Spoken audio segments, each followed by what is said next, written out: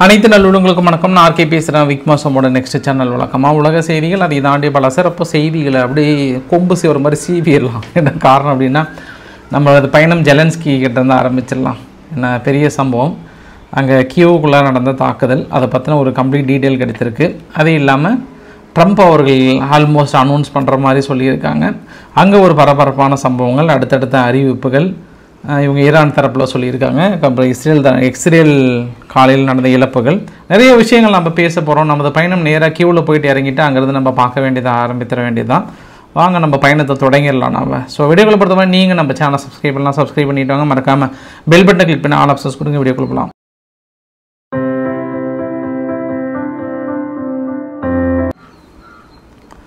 So first நம்ம பேராஷூட்டில் இருந்து குதிக்க வேண்டிய சூழ்நிலை வரும். ஏன்னா ஒரே கலவர பூமியாக இருக்குது. கலவர பூமியில் தரவழியாக போனோம் அப்படின்னா நம்மளை போட்டாலும் போட்டுருவாங்க. அதனால் நம்ம என்ன பண்ணலாம், மேலேருந்து குதிச்சிடலாம். இந்த வரைபடத்தை பார்க்குறீங்க பாருங்கள். இந்த வரைபடத்தில் என்ன உங்களுக்கு புலப்படுகிறது, 16ஆம் தேதியும் 17ஆம் தேதியும் நடந்த தாக்குதல்.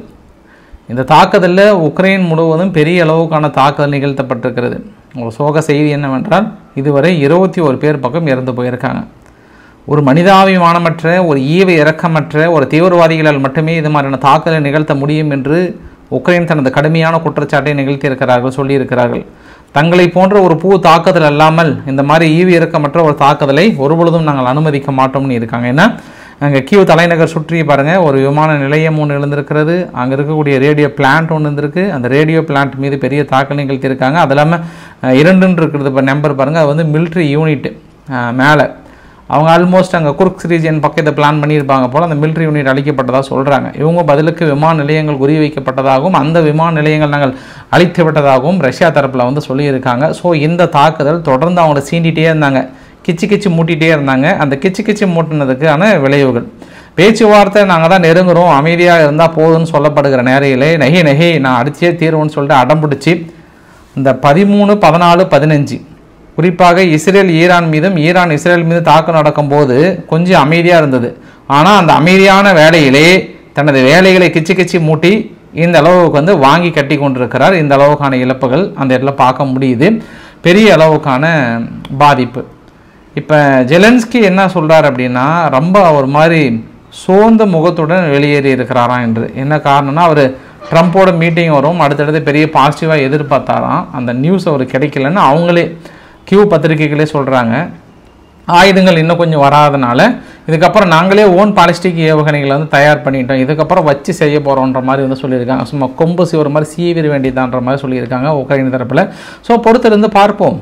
அந்த G7 கூட்டத்தில் நேற்று ட்ரம்ப் அவர்கள் 2 நாள் பயணமாக தான் வந்தார். அவசரமாக கிளம்பி போனார். அதற்கான பல காரணங்கள் சொல்லப்பட்டது. அவங்க தரப்பில் அவர் வந்து இஸ்ரேல் ஈரான் போர் நிறுத்தத்தை அவர் விரும்பலை, அந்த தீர்மானத்துக்காக எதற்காக தான் போகிறாருன்ற மாதிரியும், அதுக்கப்புறம் அவர் எதிர்த்து பிரான்ஸ் அதிபர் மேக்ரான் அவர்களை கடுமையான வார்த்தைகளை சொல்லிட்டார். விளம்பர பெரியரே, உங்களோட கற்பனை கதைக்கு இங்கே கொண்டு வராதீங்க அப்படின்ற மாதிரி வந்து சொல்லிட்டாங்க. இப்போ என்ன அவ்வளோ அவசரமாக போனாருன்னு பார்த்தா, நீங்கள் இந்த பார்க்குறீங்களா, ஒயிட் ஹவுஸ் பில்டிங்கில் 2 பக்கமும் கொடி நடுறாராம் 100 அடியில். இது இன்றைக்கி வந்து எக்ஸ்தலத்தில் போட்டிருக்கிறார். போயிட்டு அவசரமாக போனவர். இந்த 100 அடியில் இந்த கொடி, இதுக்கு முன்னாடி ஒயிட் ஹவுஸ்னால் சென்ட்ரலில் மட்டும் தான் கொடி இருந்ததான். இப்போ வந்து பிரம்மாண்டமாக நார்த் போல் சவுத் போல் மாதிரி 2 போலை கொண்டு வந்து நிறுத்துறன்ற மாதிரி சொல்லியிருக்கிறாரு.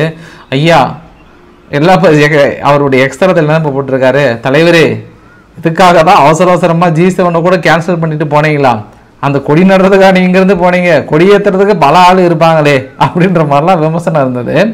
ஆக்சுவலாக அவர் அதுக்காக போனாரான்னா, இஸ்ரேல் ஈரான் யுத்தத்திற்கான மிக முக்கிய முடிவுகளை எடுப்பதற்காக அவசரமாக கிளம்பினார், வேறு ஒன்றும் இல்லை. அதற்காக தான் போனார்னு நல்லாவே தெரியுது.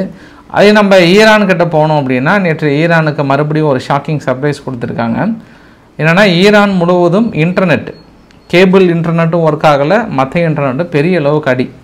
அது இல்லாமல் அங்கே பேங்கிங் சிஸ்டம் பெரிய அளவுக்கு அடி. அங்கே ஏடிஎம்மில் எங்கேயும் பணம் எடுக்க முடியாத ஒரு சூழ்நிலையாம்.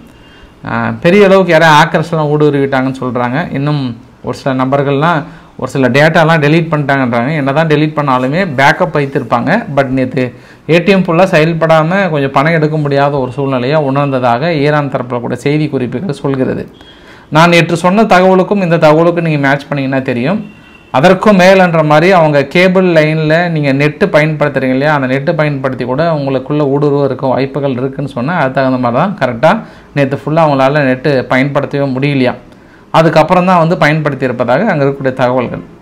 இன்று அதிகாலை நடந்த தாக்குதல் 18ஆம் தேதி இன்று அதிகாலை நடந்த தாக்குதலில் இஸ்ரேலுக்கான இழப்புகள் என்னவென்றால் அந்த வரைபடத்தில் என்ன சொல்லுகிறது என்றால் மொத்தம் 3 இலக்குகளை எய்ம் பண்ணாங்க. ஒன்று வந்து இடைமறிச்சிட்டாங்க, கீழே இருக்கக்கூடிய பகுதி. மேலே பாருங்கள் ஹைஃபா மேலே இருக்கிறதுங்க, கொஞ்சம் ரஷ்யா மொழியில் இருக்கிறனால கொஞ்சம் தடுமாறிடாதீங்க. அது இங்கிலீஷில் டிரான்ஸ்லேட் பண்ணாலும் அதுதான் வருது. வழக்கமாக இவங்க இங்கிலீஷில் வெளியிடுவாங்க. இங்கிலீஷில் பண்ணால் ஒரு 12 மணி நேரம் ஒரு 24 மணி நேரத்துக்கு அப்புறம் தான் வெளியிடுவாங்க. பட் நம்மளுக்கு அவசர செய்தியாச்சு, நம்மளுக்கு வேணும்ல, அதனால் ஐஃபா பகுதியில் ஒரு பெரிய அளவுக்கான அந்த இடத்துல பற்றி எரிந்திருக்கிறது தெரியுது. ஏன்னா அந்த இடத்த தாக்கல் நடத்துகிறோன்னு சொல்லியிருந்தாங்க. அதுக்கு கீழே டெல்லவியூ பாருங்கள், டெல்லவியூவில் 2 இடம், இங்கே 2ன்னு போட்டிருக்கிறது. அந்த இடத்துல ஒரு ஏர் டிஃபென்ஸ் ஆப்ரேஷன் இருந்திருக்கு. அந்த ஏர் டிஃபென்ஸ் ஆப்ரேஷன் அது அவங்க தாக்கல் நடத்தி இழந்ததா இல்லை இதுவே மேலே போய் வெடிக்க முடியாமல் இருந்த அந்த பதிவு கூட நான் முந்தைய பதிவில் நான் போட்டிருந்தேன். அது ஒன்று. அது இல்லாமல் உங்களுக்கு பக்கத்தில் கூட வீடியோ பதிவில் நீ காட்ட ஆரம்பிக்கிறேன். இன்றும் கட்டிடங்கள் கிட்டத்தட்ட சரிக்கப்பட்டிருக்கிறது, பெரிய அளவுக்கான தாக்கல் நிகழ்த்தப்பட்டிருக்கிறது. பட் இந்த தடவை மக்கள் கொஞ்சம் உஷாராயிட்டாங்க. யாருமே கட்டிடத்தில் நின்று நான் வீடியோ எடுக்கிறேன் அதை எடுக்கிறேன்னு சொல்லிட்டு ரொம்ப அசால்ட்டாலாம் இல்லை, அவங்க புரிஞ்சுக்கிட்டாங்க. ஏன்னா அவங்களுடைய வான்தடுப்பு சாதனங்கள் கொஞ்சம் கொஞ்சமாக கொஞ்சம் கலங்கி போய் நிற்கிறதுனால இதுக்கப்புறம் நம்ம வீரசாகசம் வேண்டான்னு சொல்லிட்டு சைரன் வந்தால் அடுக்குமாடி குடியிருப்பாக இருந்தால் கூட கிடுக்கிடுன்னு இறங்கி அவங்க உள்ள பங்கர்ஸ் கடியில் போயிடுறாங்க. மொதல் 2 நாள் கொஞ்சம் அதெல்லாம் மிஸ் பண்ணதுனால அவங்க ஒரு 8லிருந்து 9 பேர் பக்கம் இறந்து போனாங்க. இப்போ எல்லாருமே கொஞ்சம் தெளிவாயிட்டாங்க அந்த இடத்துல. அதனால் கட்டிடங்கள் இடிக்கப்பட்டிருக்கிறது, அது முக்கியமான கட்டிடம் என்று சொல்லப்படுகிறது. அதை பற்றின தகவல்கள் இருந்தால் உங்களுக்கு இரவு பதிவில் உங்களுக்கு டீட்டெயிலாக சொல்கிறேன் நான். வாஷிங்டன் ஜேர்னல் என்ன சொல்கிறாங்கன்னா இஸ்ரேலுக்கு கொஞ்சம் கடினமான காலம்னு சொல்கிறாங்க.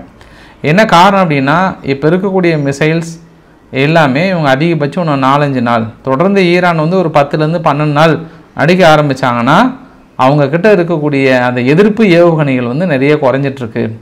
அது இல்லாமல் நிறைய ஒரு சிலர் வந்து ஃபெயிலியர் ஆகிட்டுருக்கு. அதை ரிப்பேர் பண்ணுறது கூட அவங்களுக்கு டைம் இல்லை, ஏன்னா கண்டினியூஸாக நடந்துகிட்ருக்கறனால. ஒரு ஈரான் அனுப்புகிற சாலிட் ஃபியூயல் பாலிஸ்டிக் ஏவுகணைகளோட செலவை விட, அதாவது $2,00,000 பக்கம் அவங்களோட ஃபட்டா 1 ப்ரொடக்ஷனாக. ஆனால் இது அதை விட இந்த இடைமறித்து தாக்கம் நடத்துகிறாங்கல்ல அது எல்லாமே 12 மில்லியனுக்கு மேலே செலவாகுதான். ஏன்னா ஒரு பாலிஸ்டிக் ஏவுகணைகள் வந்தது அப்படின்னா அதை இடைமறிக்கிறதுக்கு அட்லீஸ்ட் ஒரு 6ஆவது அனுப்பினா தான் அதில் ஒன்று சக்ஸஸ் ஆகுமா. இதை அனுப்புறதுனால 12 மில்லியனுக்கு மேலே செலவாகுது. இது மாதிரி தொடரும் பட்சத்தில் இந்த இன்டர்செப்ட் பண்ணுறதை வந்து அதிகபட்சம் ஒரு 12க்கு மேலே ஃபேட்டாக அனுப்புனாங்கன்னா 144 மில்லியனுக்கு மேலே செலவாகும். இந்த மாதிரி அதிகமான செலவுகளையும் தாண்டி ஆயுதங்கள் வேணும் இல்லையா, அதனால் ரொம்ப நாள் இன்னும் ஒரு வாரத்துக்குள்ளே அடிப்பாங்க. அதுக்கப்புறம் ஓஞ்சு போய் டயர்டாகி நிற்கிறதுக்கான வாய்ப்புகள் இருக்குது. இல்லைனா அதை எப்படி ரீப்ளேஸ் பண்ண போகிறாங்கன்னு தெரியல. பட் ஸ்டில் நவ் கொஞ்சம் கிரிட்டிக்கல் கண்டிஷன் தான் யாருக்கு, இஸ்ரேலுக்கு அப்படின்னு வால் ஸ்ட்ரீட் ஜேர்னல் வந்து ஒரு வார்த்தையை சொல்லியிருக்காங்க. சைனாவில் என்ன முறையிட்டிருக்காங்கன்னா உடனடியாக இஸ்ரேலினுடைய அக்ரெசிவை நிறுத்த சொல்லுங்கள், நாங்கள் நிறுத்துறதுக்கான பரிசீலனை இருக்கிறோன்ற ஒரு வார்த்தை சொன்னதாக அல் ஜஸீரா சேனல்லேருந்து சொல்லியிருக்காங்க. ஐநாவில் உடனடியாக இஸ்ரேலினுடைய அக்ரிஷனை வந்து குறைங்கன்ற ஒரு வார்த்தையை வந்து சொல்லியிருக்காங்க. ஆனால் ஏபிசி போன்ற பத்திரிகைகள்லாம் ட்ரம்ப் அவர்கள் எதை முணுமுணுத்து தூங்கிட்டு இருக்கும்போது கூட எட்டி பார்த்துருப்பாங்க போல. எட்டி பார்த்த நியூஸை பற்றி என்ன சொல்கிறாங்கன்னா அடுத்த 48 மணி நேரத்துக்கு வரைக்கும் தான் டைம் ஈரானுக்கு. 48 மணி நேரம் முடிஞ்சு போச்சுன்னா அவ்வளோதான், மிகப்பெரிய ஒரு அனௌன்ஸ்மெண்ட் கொடுக்க போகிறாங்கன்ற மாதிரி கேள்விப்பட்டேன். அதான் நியூஸும் சொல்கிறாங்க. அதுக்கான நகர்வுகள் எல்லாமே அப்படி தாங்க தெரியுது. 24 மணி நேரம் முடிஞ்சு போச்சு அவங்க கொடுத்து, அடுத்து இன்னும் ஒரு 24 மணி நேரம் தான். ஆனால் அவங்க நாங்கள் போர் நிறுத்தத்துக்கெலாம் இப்போ போர் நிறுத்தன்றதையும் தாண்டி நாங்கள் இது போருக்கான அறைகோவலை அனௌன்ஸ் பண்ணிட்டோம். ஒதுங்கி நின்று வேடிக்கை பார்க்குறது அமெரிக்காவுக்கு நல்லது, இல்லை வந்து களத்தில் மாற்றோன்னா நீங்களே எங்ககிட்ட வம்படியாக வந்து மாற்ற மாதிரி தான், தைரியமாக இருந்தால் வாங்க எங்கள் பக்கம் இதுக்காகவே தயாராக இருக்குன்ற மாதிரி ஈரான் தரப்பிலான ஒரு அறைகோவல் என்ற ஒரு அறைகோவல் வந்து விடுக்கப்பட்டிருக்கிறது. இங்கே America, Iraq, Jordan, UAE, Saudi Arabia எல்லா இடத்துலையும் அவங்களுடைய போர் விமானங்களை ஃபுல்லாக ஃபில் பண்ணி வச்சுருக்காங்க. பயங்கரமாக ஃபில் பண்ணி இப்போ கூட நான் உங்ககிட்ட நான் பேசிகிட்டு இருக்கும்போது கூட ஒரு 6க்கு மேலே ரேஃபியூவில் வந்து மறுபடியும் வந்து இந்த பக்கம் ஈரானை நோக்கி வந்துட்டுருக்கு. ஒரு 3 நாட்களாக ரெஸ்ட் இல்லாமல் வந்துகிட்டே தான் இருக்குது. நம்மளே ஒரு கட்டத்தில் மேலே ஏப்பா சும்மா போர் அடித்தா போதும் அங்கேருந்து கிளம்பி வந்துடுறீங்களான்ற மாதிரி ஒரு சூழ்நிலை. ஏன்னா கடந்த 2-3 நாட்களாகவே ஃபஸ்ட்டு ஒரு 26 வந்தது, அதுக்கப்புறம் ஒரு 17 வந்தது, அதுக்கப்புறம் 12, அதுக்கப்புறம் 14, இப்போ வந்து 7. இது யாராவது அதாவது இந்த நியூஸ் கொஞ்சம் ஓஞ்சி போயிட்டு தாக்கத்தில் இல்லை போலன்னா உடனே ஏப்பா எல்லாம் கொஞ்சம் நியூஸ் கொஞ்சம் டவுன் ஆகிற மாதிரி தெரியுது, அனுப்ப அவங்க அந்த 17 பேர்த்து எழுப்பி அனுப்பிவிடுனா போதும், உடனே ரீஃபில்லிங் ஏர்கிராஃப்ட் வந்து அங்கேருந்து சல்லுன்னு கிளம்பி வந்து ஐரோப்பாவில் இறங்குது. ரைட்டு, உடனே நியூஸ் வந்து பரபரப்பாக சூடு பிடிக்க ஆரம்பிச்சிருது. ஆனால் இது எல்லாம் தாண்டி இது விளையாட்டு செய்திகளாக அல்ல, இது வந்து ரொம்ப சீரியஸான செய்தி. நிச்சயமாகவே அமெரிக்கா இறங்குவதற்கான வாய்ப்புகள் இருக்குது. எல்லாரும் நம்ம என்ன நினைக்கிறோம் அப்படின்னா, இஸ்ரேலுக்காக அமெரிக்கா இறங்குறாங்களா அப்படின்னாங்கன்னா அவங்க வேறொரு கணக்கை போட்டு தாக்கல் நடத்துகிறாங்க. ஈரான் வீழ்ச்சி விட்டால் பிரிக்ஸ் கூட்டமைப்பில் அடுத்த ஒரு வீழ்ச்சியாக இருக்கும், ஈரான் வீழ்ச்சி விட்டால் சீனாவுக்கான வீழ்ச்சியாக இருக்கும். அதனால் அதில் ஒரு கால்குலேட் பண்ணுவாங்க. அந்த கால்குலேஷன் அவங்க இறங்குவதற்கும் நிறைய வாய்ப்புகள் இருப்பதாகவும் சொல்லப்படுகிறது. ஏன்னா வால் ஸ்ட்ரீட் ஜேர்னலில் பக்கமாக ஒரு 10 பக்கம் இதை பற்றி ஒரு ஆய்வறிக்கை மாதிரி மேற்கொண்டாங்க. அதில் என்னெல்லாம் இந்த யுத்தம் நடைபெற்றா என்ன ப்ளஸ்ஸு மைனஸ்ன்னு. ஆனால் யுத்தம் அப்படின்னா தரைப்படை தாக்குதலெல்லாம் இருக்காது, சும்மா அப்பப்போ வானில் போயிட்டு ஒரு வாரத்துக்கு சுடுவாங்க, அப்புறம் வந்து ஓஞ்சி போயிட்டு கம்முன்னு உட்காருவாங்க. இதனால் வந்து ஈரானில் பெரிய அளவுக்கு வருமானா, பட் உள்ளே இருக்கக்கூடிய மக்கள் புரட்சியால் ஆட்சி மாற்றம் ஏற்படுமான்னு பார்க்குறாங்க. வேறு ஒன்றும் இல்லை. தரைப்படையால் ஈரான் வந்து வீழ்த்த முடியுமானா ரொம்ப ரிஸ்க்கு, அது வந்து ரொம்ப ரிஸ்க்கு தான். எல்லா பொருளாதார ரீதியான சீரழிவுகள் அடுத்தடுத்து தாக்குது எல்லாத்தையும் முடக்கிட்டாங்கன்னா மக்கள் ஏற்கனவே அங்கே எதிர்ப்பு குழுக்கள் வந்து பெரிய அளவுக்கு இருக்குது ஈரானில், அதை வைத்து ட்ரை பண்ணுவாங்க. அதுதான் பாசிபிலிட்டிஸ் அதை தான் இருக்கும்னு நினைக்கிறேன். ஏன்னா போகிற போக்கு பார்த்தா அதை நோக்கி தான் நகருது. இன்றைக்கி பெசஸ்கியன் அவர்கள் மறுபடியும் ஒரு தடவை கன்வே பண்ணியிருக்கிறார், அமெரிக்காவுடைய இன்வால்வ்மெண்ட் இருந்தது அப்படின்னா மிகப்பெரிய ஒரு கான்ஃப்ளிக்ட் இருக்கும், அது வேறு மாதிரி மாறிடுன்றாங்க. இஸ்ரேல் தரப்பில் இருக்கக்கூடிய டிஃபென்ஸ் மினிஸ்டர் கேட்ஸ் அவர்கள் என்ன சொல்லிட்டாருன்னா, இனி ஈரானுடைய தலையெழுத்து மாறப்போகிறது, அப்படியே ரொட்டேட் ஆக போகிறது, அவ்வளோதான் முடிஞ்சதுன்ற மாதிரி வந்து சொல்லியிருக்காங்க. இது அங்கே இருக்கக்கூடிய அரட்டல் உருட்டல் மிரட்டலுக்கான செய்திகள். இந்த அரட்டல் உருட்டல் மிரட்டலுக்கான செய்தியும் தாண்டி ஸ்டேட் ஆஃப் ஹார்மஸ் பகுதியில் ஈரானுடைய ஃபார்மர் எக்கானமி மினிஸ்டர் வந்து என்ன சொல்லியிருக்கிறாருன்னா, கரண்ட் மினிஸ்டர் இல்லை, ஃபார்மர் எக்கானமி மினிஸ்டர் தான், பட் ஆளுங்கட்சி கொஞ்சம் நெருக்கமான நம்பர். அவர் என்ன சொல்கிறாருன்னா, உடனடியாக நிறுத்துங்க போதும், ஸ்டேட் ஆஃப் ஹார்மஸ் பகுதியை வந்து ஒரு கண்ட்ரோலுக்கு கொண்டு வரலான்ற ஒரு அனௌன்ஸ்மெண்ட்டை வந்து கொடுக்க சொல்கிறாரு. அது குறிப்பாக இதுக்கப்புறம் எந்த நாடுகளாக இருந்தாலும் அடுத்த ஒரு 100 நாட்களுக்கு ஈரானிடம் முறையாக அனுமதி பெற்று கப்பல்கள் கடக்க வேண்டும், அமெரிக்கா சார்ந்த கப்பல்களும் ஐரோப்பா சார்ந்த கப்பல்களும் தடுத்து நிறுத்தப்பட வேண்டும் சொல்கிறாங்க. அப்படி பொது போக்குவரத்தில் தடுத்து நிறுத்தினாங்கன்னா ஈரானுக்கான முத்திரைகள் வந்து பெரிய அளவுக்கு குத்தப்படும், அது வந்து ஒன் வே ஆஃப் டெரரிசம் ஆக்டாக குத்தப்படும், அது ஐநாவிலிருந்தும் எதிர்ப்பு வரும், ஃபைனலாக ஐரோப்பா நாடுகளும் இஸ்ரேலுக்கு ஆதரவாக வருவதற்கான ஒரு வாய்ப்புகளை வழிவகுக்கும். அது ஒரு வார்த்தையில் கடந்து விட செய்திகள் அல்ல அது.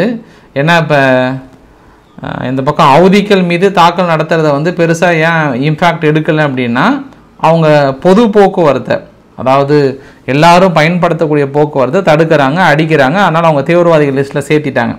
பட் அதே ஒரு பெரிய நாடு மறுபடியும் சேர்த்துனாங்கன்னா அது பெரிய ரிஸ்க் ஆகிடும். அதனால தான் ஈரான் அதிகாரப்பூர்வமாக அனௌன்ஸ் பண்ணாமல் ஒரு நேற்றைய ஒரு முயற்சி, இன்னும் அரசியல் புதுசெல்லாம் செய்தி என்ன சொல்கிறாங்கன்னா, அது வந்து ஜிபிஎஸ் ஜாம் மூலியமாலாம் ஒரு கப்பலும் இன்னொரு கப்பலும் மோதனா அந்த அளவுக்குலாம் திடீர்னு தீப்பற்றி எந்த அளவுக்குலாம் எரியாது, அது இவங்க அடிச்சிருக்காங்க அப்படின்ற மாதிரி தான் வந்து சொல்கிறாங்க. பொறுத்திருந்து பார்க்கலாம். சீனா தொடர்ந்து தனது உதவிகளை செய்து கொண்டிருக்கிறார்கள். 3வது முறையாக 14ஆம் தேதி 15ஆம் தேதி 16ஆம் தேதி தொடர்ந்து அங்கே ஏர்கிராஃப்ட் மூலிமா, அதாவது போயிங் விமானத்தின் மூலியமாக 747 ஃபைட்டர் ஜெட் மூலிமா கொண்டு வந்த ஆயுதங்களை கொடுத்துட்டு தான் இருக்காங்க, வெளிப்படையாகவே கொடுக்குறாங்க.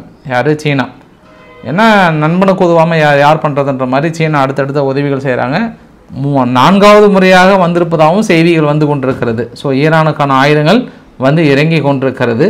நேற்றைய தாக்குதலில் இஸ்ரேல் ஒட்டுமொத்தமாக 50 போர் விமானங்களை பயன்படுத்தியிருக்கிறது. நேற்று தெஹ்ரான் முழுவதும் பெரிய தாக்குதல், ஆல்மோஸ்ட் நிறைய தாக்குதல், நிறைய இழப்புகளை வந்து ஏற்படுத்தியது. அவங்களோட மேனுஃபேக்சரிங் பிளான்ட்லேருந்து அவங்களுடைய ஆயுத உற்பத்தி தொழிற்சாலையிலிருந்து நிறைய இழப்புகள் ஏற்பட்டது. குறிப்பாக அந்த தாக்குதலில் ஒரு யூனிவர்சிட்டி மீது தாக்கல் நடத்தப்பட்டதாக குற்றச்சாட்டு சுமத்தப்பட்டது. காலையில் கூட உங்களுக்கு ஒரு வீடியோ பதிவு போட்டிருந்தேன். அதுக்கு இஸ்ரேல் தரப்பில் என்ன சொன்னாங்கன்னா, அந்த யூனிவர்சிட்டி வந்து அவங்களுடைய மிலிட்டரி அகாடமியோட ட்ரைனிங், அது இல்லாமல் அங்கே faculty of nuclear physics open யூனிவர்சிட்டியில் அங்கே நிறைய இருந்தாங்க. அந்த மிலிட்டரி அகாடமியும் அந்த நியூக்ளியர் ஃபிசிக்ஸ் இருக்கக்கூடிய பகுதியை தான் நாங்கள் தாக்கல் நடத்தணுன்ற ஒரு விஷயத்தை வந்து சொல்லியிருக்காங்க. இன்னொரு வீடியோ பதிவு என்ன சொல்லியிருக்காங்கன்னா, ஈரானில் இருக்கக்கூடிய ஸ்டேட் மீடியா நாங்கள் ஹெர்மஸ் 900 சுட்டு வீழ்த்தியிருக்கோன்ற அந்த வீடியோ பதிவை வந்து பெரிய அளவுக்கு போட்டிருக்காங்க. ஸோ அந்த ஹெர்மஸ் 900 நாங்கள் சுட்டு வீழ்த்தினது மிகப்பெரிய ஒரு அச்சீவ்மெண்ட்ன்ற மாதிரி சொல்லியிருந்தாங்க. ஒரு விஷயம் இந்த இடத்துல நோட் பண்ணிங்களா, இந்த ஹெர்மஸ் 900 சுட்டு வீழ்த்தப்பட்டதை நீங்கள் வீடியோவாக எடுக்கிறீங்க, எல்லாம் வெளியிடுறீங்க. ஆனால் ஏன் உங்களுக்கு அந்த F-35 சுட்டு வீழ்த்துறது மட்டும் வீடியோவாக கிடைக்க மாட்டேங்குது? அந்த கேள்விக்கு மட்டும் பதில் சொல்லுங்கள் எனக்கு. ஏன்னா தொடர்ந்து லாக்ஹீட் மார்ட்டின் நிறுவனம் வந்து தொடர்ந்து அடி வாங்கிட்டு இருக்கு ஷேரில் அப்படின்னா ஈரான் சுட்டு வீழ்த்தப்பட்டது உண்மைதான் அப்படின்ற மாதிரிலாம் நிறைய பேர் சொல்லியிருக்கீங்க. அப்படி நீங்கள் சொல்கிற மாதிரி இருந்தால் உடனே உங்கள் மனசுக்குள்ளே கேள்வி வரனாலும் அந்த கேள்விக்கு பதில்களை சொல்லிவிட்டு நான் விளக்குறேன். நான் அவங்க பெரும்பாலும் அங்கே ஈராக்கினுடைய எல்லை பகுதியிலும் இந்த பக்கம் சிரியாவுடைய எல்லை பகுதியில் இருந்தால் தாக்க நிகழ்த்துறாங்க. அப்படின்னும் போது அந்த எல்லை பகுதியில் சுட்டு வீழ்த்தினா கூட அங்கே இருக்கக்கூடிய மக்கள் கூட வீடியோ எடுத்திருப்பாங்க. ஏன்னா அங்கெல்லாம் பத்திரிகையாளர்களுக்கு கட்டுப்பாடு கிடையாது. வேறொரு நாட்டில் போயிட்டு அங்கே உங்களை வந்து நீங்கள் நுழைய முடியாது, பண்ண முடியாது. அதே நீங்கள் இஸ்ரேலுக்குள்ளே ஒரு போர் விமானம் விழுந்துச்சுன்னா அவங்க மீடியாவை சென்சிபிளாக கொண்டு வந்து நிறுத்திடுவாங்க. சிரியா நிலைகளிலிருந்தும் ஈராக்கோட நிலைகளிலிருந்து தான் சொல்கிறாங்க. அப்படின்னும் போது ஒரு ஹெர்மஸ் இந்த வீடியோ பதிவு பார்க்குறீங்களா, ஹெர்மஸ் 900 கிடைத்த பதிவு உங்களுக்கு, ஆனால் ஏன் உங்களுக்கு F-35 கிடைக்கல? இந்த கேள்விக்கு மட்டும் எனக்கு பதில் கிடைச்சதுன்னா போதும். ஐயா இருந்ததுன்னா ஏற்றுக்க போகிறோம், இல்லைனா இல்லைன்னு சொல்கிறதுல நான் தெளிவாக இருக்கேன். இதுலேயே நான் ரொம்ப உறுதியாக சொல்கிறேன். நான் எனக்கு இன்னும் நம்பிக்கை வரவில்லை. அதுக்கான ஒரு சின்ன ஆதாரம் கூட வெளியிடாமல் மொத்தமாக நாங்கள் சுட்டுட்டேன், முடிச்சுட்டோம், இது வரைக்கும் 4 F-35 சுட்டுட்டுன்றாங்க. இதுவரை 3 விமானிகளை கைது செஞ்சுருக்காங்க. அந்த 3 விமானிகள் யாருன்னு தான் எனக்கும் தெரியல. ஒரு மொசாட் யாருன்னே தெரியாத ஒரு மொசாட் ஏஜென்ட்டை கைது பண்ணால் கூட அந்த வீடியோ பதிவெல்லாம் வெளியிடுற நீங்கள், அந்த புகைப்படங்களை வெளியிடுற நீங்கள், எவ்வளோ பெரிய ஃப்ளைட்டில் ஒரு பைலட்டை நீங்கள் கைது பண்ணிவிட்டு இன்ன வரைக்கும் வெளியிடாமல் இருப்பீங்களா? இந்த கேள்விக்கான பதில்கள் இன்னும் ஈரானிடமிருந்து வரவில்லை. ஸோ 4 போர் விமானங்களை சுட்டு வீழ்த்தினார்களா அப்படின்னா அதை இன்னுமே நான் கொஸ்டின் மார்க்கில் போட்டு வைக்கிறேன்.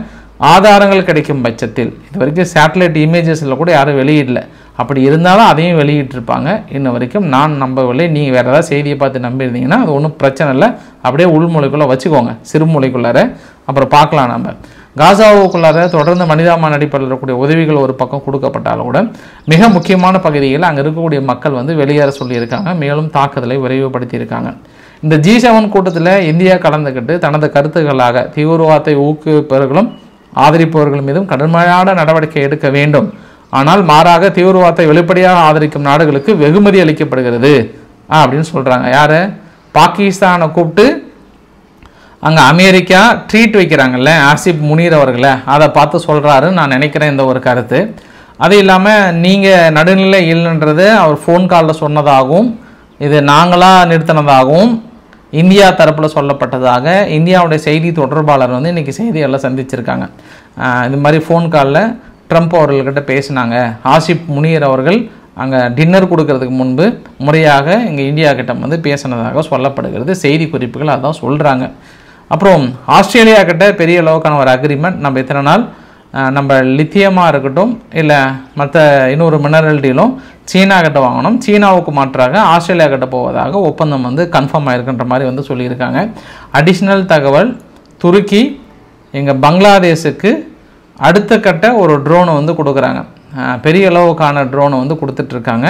குறிப்பாக இது எல்லாமே ராக்கென் காரிடரில் வந்து இறங்கியிருக்கிறது. நம்ம சைப்ரஸில் போய் அங்கே பண்ணோம் அப்படின்னா அவங்க பங்களாதேஷுக்கு ட்ரோனை கொடுக்குறாங்க. பங்களாதேஷுக்கான தைரியம் அந்த அளவுக்கு வருதா அப்படின்றத நம்ம பொறுத்திருந்து பார்க்க வேண்டிய ஒரு விஷயமும் கூட. ஃபைனலாக அந்த வீடியோ நிறைவு பகுதியில் நம்ம மறுபடியும் உக்ரைனில் போயிட்டு முடிச்சுட்டு அங்கேருந்து நம்ம கிளம்பிடலாம். இந்த கெலாக் அவர்கள், அவர் தான் அமைதி பேச்சுவார்த்தையை ஏற்படுத்தியவர். யாருங்க? கெலாக். உக்ரைனுக்கும் இந்த ரஷ்யாவுக்கும் அமைதி பேச்சுவார்த்தை ஏற்படுத்த முயற்சி செஞ்சவர். கடைசியில் இன்ன வரைக்கும் எங்கேயும் வெற்றி பெறல. இந்த குரூப்ஸ் எல்லாமே, அமெரிக்கா குரூப்ஸ் எல்லாமே ஒவ்வொரு தலைவர்களை நியமித்து அமைதி பேச்சுவார்த்தை எடுக்கிறேன் அப்படின்னா வந்து அங்கே தாக்கல் நடத்துறதுக்கான முயற்சி எடுக்கிறேன்னு தயவுசெய்து நீங்கள் மாற்றிக்கோங்க ஐயா. இது வரைக்கும் நீங்கள் வெற்றி பெற்ற ஒரு சின்ன நிகழ்வு சொல்லுங்கள். உடனே உங்கள் மனசுக்குள்ள தோணும் இந்தியா பாகிஸ்தான் இல்லையான்னு கேட்டுறாதீங்க. அந்த கேள்விக்கான பதில்கள் வந்து இப்போதைக்கு இல்லை. ஏன்னா அவங்க தொடர்ந்து அதான் சொல்லிகிட்டு இருக்காங்க. நேற்று முந்தானியத்தை கூட ட்ரம்ப் அவர்கள் வந்து G7 கூட்டத்தில் கூட சொல்கிறாரு, இது மாதிரி நான் இந்தியா பாகிஸ்தான் பிரச்சனையை நிறுத்தினேன், அதே மாதிரி தான் நான் நினச்சேன்னா எல்லாத்தையும் நிறுத்திடுவேன்ற மாதிரி சொன்னார். இப்போ இஸ்ரேலும் ஈரான் யுத்தத்தை நிறுத்திடுவார், அவர் ரொம்ப சீக்கிரம் நிறுத்திடுவார். அதையும் நம்ம பொறுத்து இருந்து பார்க்கலாம் நம்ம.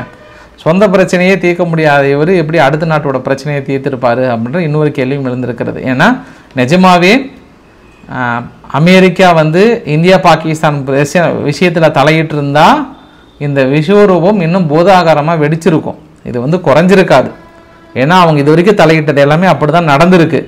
அதனால தான் நீங்கள் நிஜமாவே தலையிட்டீங்களான்ற சந்தேகம் இந்த இடத்துல எழுந்திருக்கிறது. நீங்கள் சப்போஸ் அந்த கொஷின் இருந்ததுன்னா நீங்கள் நினச்சி பாருங்களேன், ட்ரம்ப் அவர்கள் இது வரைக்கும் தலையிட்டு ரஷ்யா உக்ரைன் வாரிலிருந்து எந்த வார் இல்லை, இஸ்ரேல் காசா, இஸ்ரேல் லெபனான், எங்கே எதுவாக இருந்தாலும் என்ன நிறுத்திட்டுருக்கிறாருன்னு சொல்லுங்கள்.